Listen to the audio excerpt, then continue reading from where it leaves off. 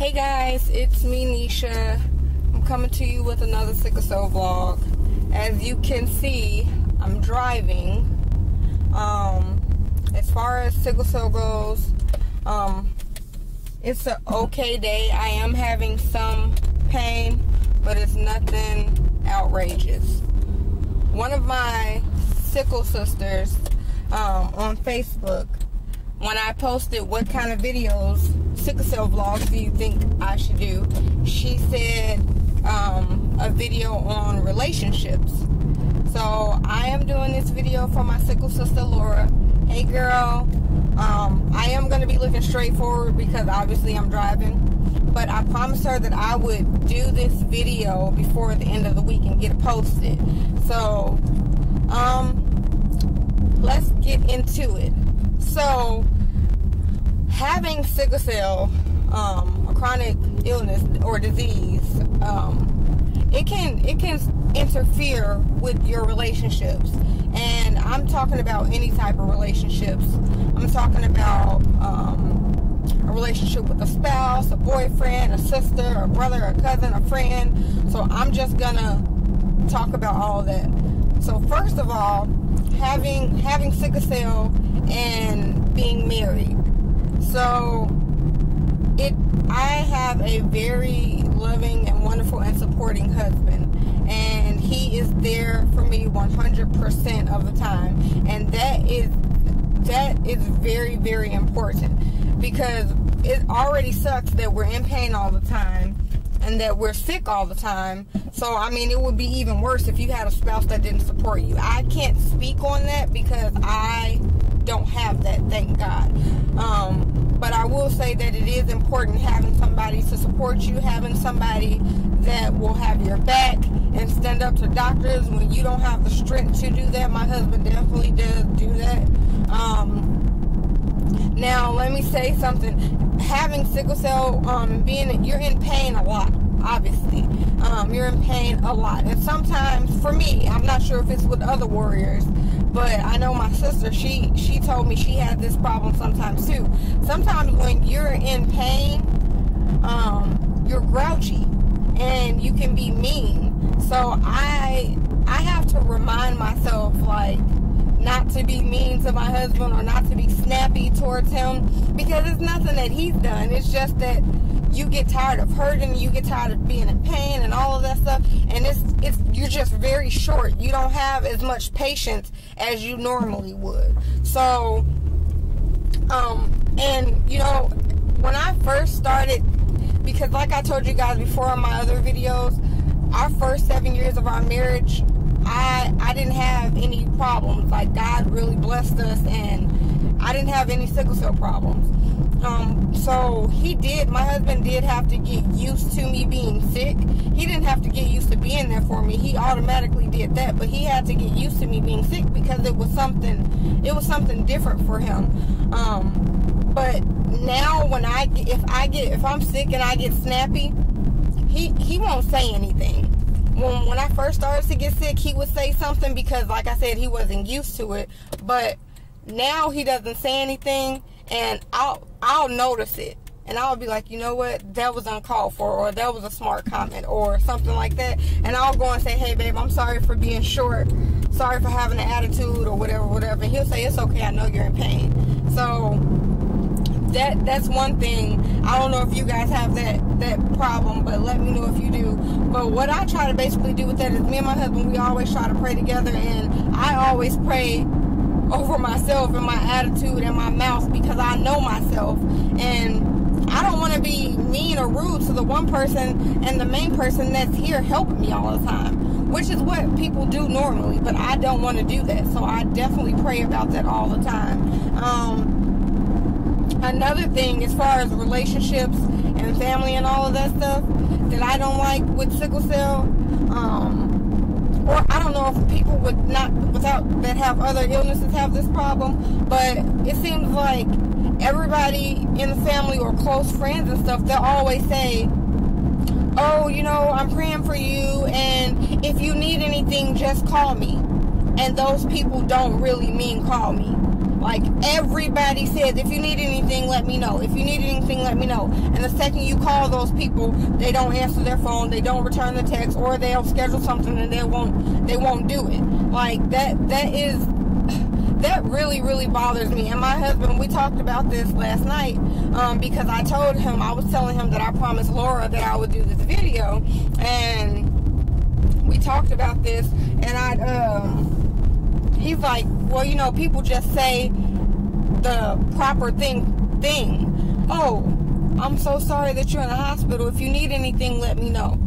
They don't really mean let me know. Now, don't get me wrong. There are some people and some family members and friends that really do mean that.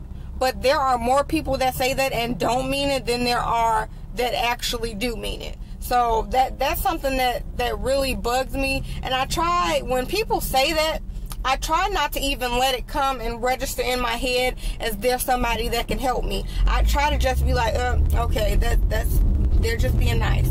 I try not to even let it go like, oh, maybe I can call this person if I need help. I just stick to my support group. I have my support group of the people that normally help me, and I try to just stick to that. And another thing, as far as relationships and sickle cell, you can lose some friendships over being sick and having sickle cell. And it sounds really, really messed up, but it happens. Some people have told me that people have stopped dating them because they have the disease and things like that. I've never experienced that. So I really can't speak on that, but I just feel like, to those people, if you have someone that stopped dating you because you have sickle cell, then it's their loss, not yours. They have some problems. They have some problems and some issues that they need to work out, not you. So, let me think. Okay. So something else, as far as friendships, I'm not gonna say any names, and it really doesn't matter because I'm not friends with that person anyway, but I'm just not gonna dog that person out like that. And I'm sure this person doesn't even know what they did, but at the same time, when somebody falls out of my life, I take that as a sign and that they're not supposed to be in my life. I don't try to chase after them, and like if me and someone stop being friends for no reason at all, there was no conflict, no nothing, they just fall out of my life, I kind of just try to leave it at that. Or if something happens, like where I get sick and they stop talking to me over something like that, that shows me how that person is, and I just leave it alone. Like, I don't try to be friends with that person anymore. So the situation that happened with me was, there was a situation and I was friends with someone, and as you guys know from my other videos, like I play with hair a little bit. It's like a little hobby for me. But I was supposed to do something to this individual's hair, do something for them. And at the time, I was working full time. I was dealing with being a wife and a mother, and I was running our family business full time as well. And this is when my sickle cell had just started to flare up, and I was in and out of the hospital and starting to get sick, not having any energy, in pain all the time. And this person told me, like, hey, take your time whenever you have time, don't rush. So I did that. I thought that they really meant that, but obviously that person didn't mean that. So I took my time, and then I was doing this thing for this person. It actually wasn't something to their head. It was something that I was making for them, for their head. And I was doing this thing for them, and I finally told them, like, hey, it's almost ready. And they kind of got snappy and nasty with me, like, basically they got tired of waiting for me to do it. Don't worry about it, just keep it.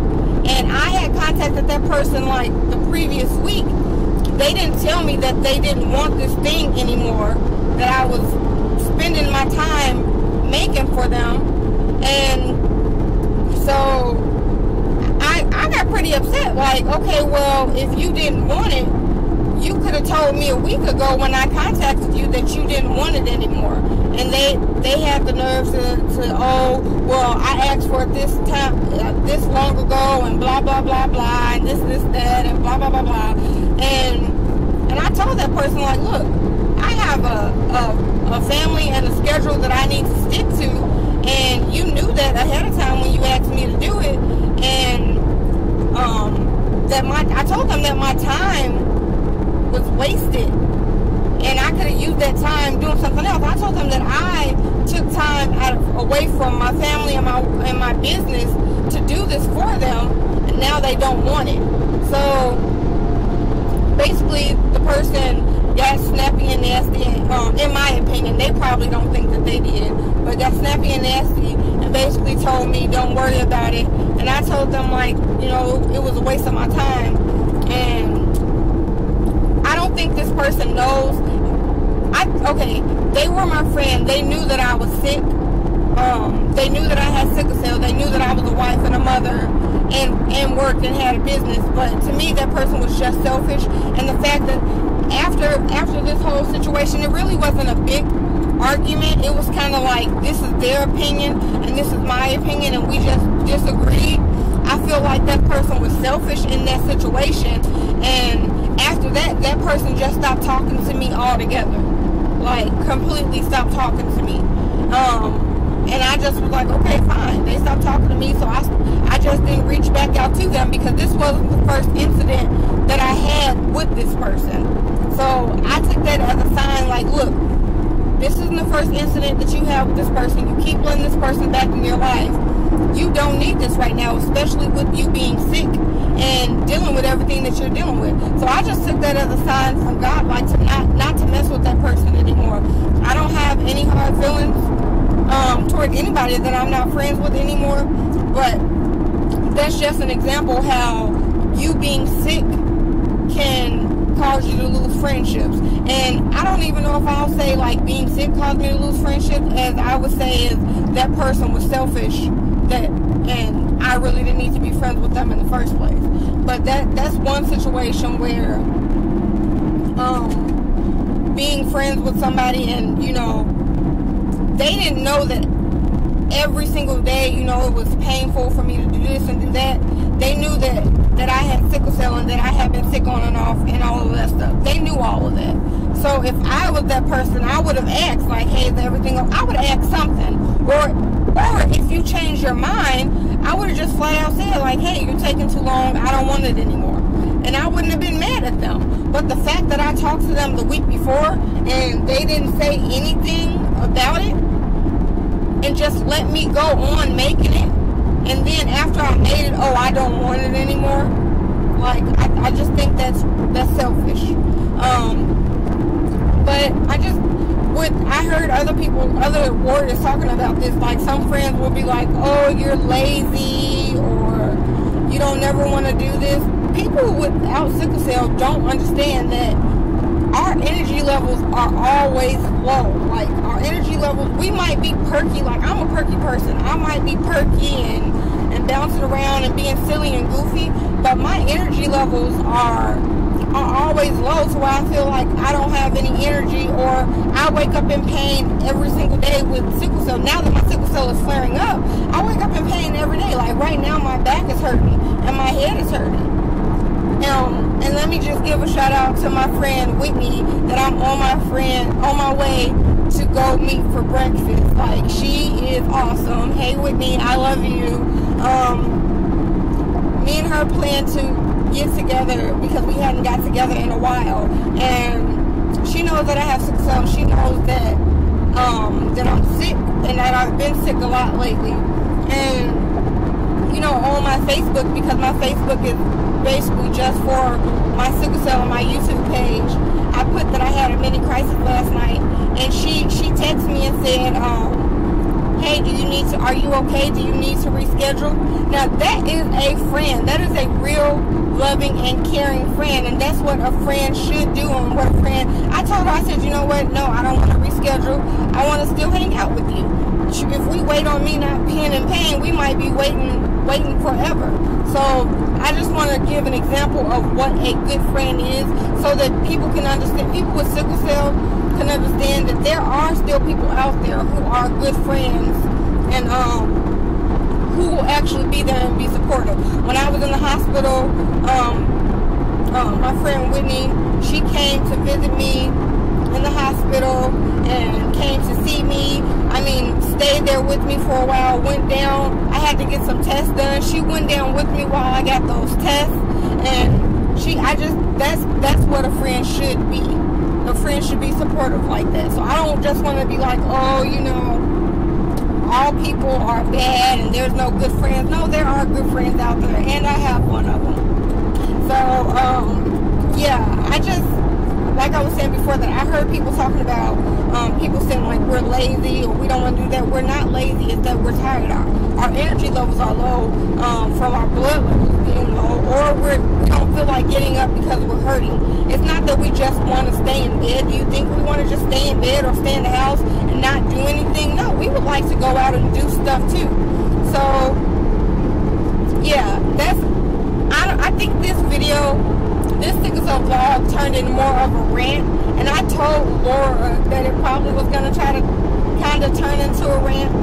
I didn't do it on purpose, but like that's something that really bothered me, because if I'm going to be somebody's friend, I'm going to be their friend, and I'm going to be a good friend. So I expect the same thing, but I have to remind myself not everybody is going to do what I do. Everybody doesn't think the same way that I think about friendship. It's not as important to everybody as it is to me. But yeah, I just wanted to talk about that really quick. I hope that this is the kind of stuff that Laura wanted me to talk about. I'm not really sure. If not, girl, let me know. I'm sorry if I talked about it wrong. Let me know if I misunderstood what you were saying. But overall, I just say I don't hide the fact that I have sickle cell from anybody. As far as being their friend or in a relationship, I didn't hide that. I told them I never had any problems with anybody turning me down, like up front, like, oh no, I don't want to be friends with you because you have sickle cell, or I don't want to date you because you have sickle cell. I don't recommend withholding that information. If you're dating someone, I don't recommend telling them on the first date. I would, fill that person out and see, but I don't recommend withholding that information for a really long time, because I don't think it's fair to that person. If they decide that that's not what they want to do, then fine, they don't want to do that, but that's their loss. But I think that they at least have the right to know. And it's the same thing with friends. I would let them know too. And I wouldn't, as far as friendships, I wouldn't depend on people too much. Even if they are good friends and there's reaching a hand out to help you, I wouldn't depend on them too much, because you don't want to weigh someone down asking them too much, because that is possible. Oh, can you do this? Can you do that? Can you do this? Can you do that? Like that. You don't want to run somebody away like asking them to do too much. Even if they offer, you don't want to do that. So that's my advice on that as well. And let me see. I do think that having friends, I don't think that you should try to be a loner. I think you should still try to have some friends, and even if you have some bad experiences, still try to have some friends, because we do need that support. We need that outlet. We need, like, I'm going to have breakfast with my friend. We need that. We need those laughs and those giggles and those fun times. We need that. So don't keep yourself from having that. Allow yourself to have that. If you're running into people that don't want to support you, keep looking for people that will support you. Look online for support groups for people with chronic illnesses in your area, or people with sickle cell. They have things out there. Get on Facebook like I did. Get in support groups. I mean, I have a friend now, and I think she's in North Carolina. My friend Frenchie J, she's on YouTube too. Check her out. She does sickle cell vlogs as well. But I have a friend there now. I have a friend Monique. She's in Texas. Like, all of these people I met on YouTube and Facebook. I have some other people that are, a guy that's in Texas that's been messaging me talking about his sickle cell. I have someone that's in Africa that messages me on Facebook. I have people like all over now that I can talk to, and they can relate to me. So if you can't get a friend that you can hang out with like this, then at least get your friend that you can text or message or talk to, chit chat like that, so that you can be able to vent and release, because that's really, really important.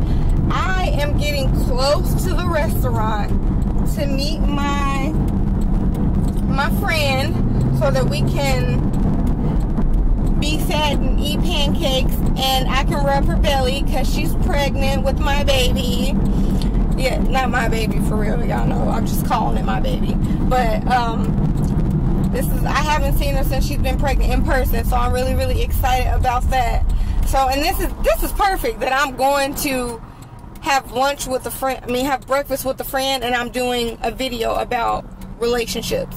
So I hope that this video, this vlog, was helpful to someone who has sickle cell. If it isn't exactly what you were looking for, Laura, I'm sorry, let me know and I'll do another one.